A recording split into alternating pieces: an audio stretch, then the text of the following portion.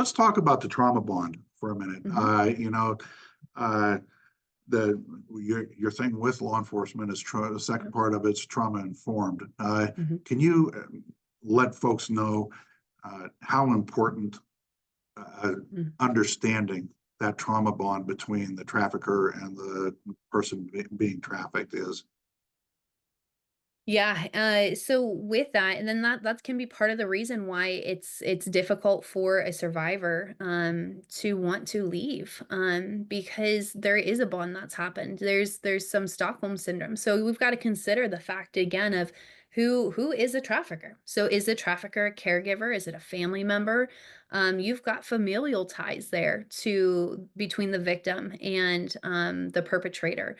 If we're talking again about a romantic partner, we're once again then dealing with maybe that person is more fearful of being alone than they are, in being exploited. So there's an element where maybe there's still some good that they still see in their trafficker, or they hold on to maybe some of the initial grooming stage that took place, and they believe that, but things really aren't improving. And that can be what happens when you're living in trauma and you're in a survival mode for a very long period of time is judgment centers get very blurred. And we have a heart of compassion toward that because there are some very strong connections then between the victim and the trafficker that can be present and make it very challenging then for a person to want to leave that individual and get the healing and care needed. But that too is why healing is so important for an extended period of time under professional care, because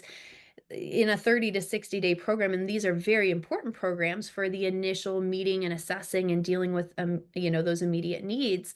But if there isn't a longer road of recovery where they have access to professional care, that's where you're typically going to start to see a lapse or somebody going back to their trafficker, because we haven't dealt with some of the root issues. We haven't worked through that trauma and the trauma bonding, or some of the classes as we connect with other shelters and agencies, some of the classes that survivors are most excited about, and I should say for sex trafficked victims, because it's a little bit different for labor trafficking, are things like healthy relationships and boundaries in relationships and things like that, because to them, that is something that they're eager to learn more about, because that hasn't been modeled for many years for some.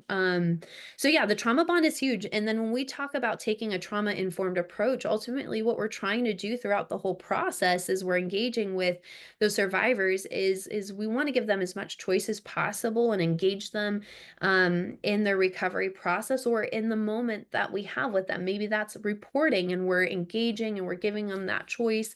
But ultimately, what we're trying to do more than anything is not unintentionally re-traumatize them in the process of the care we're trying to offer.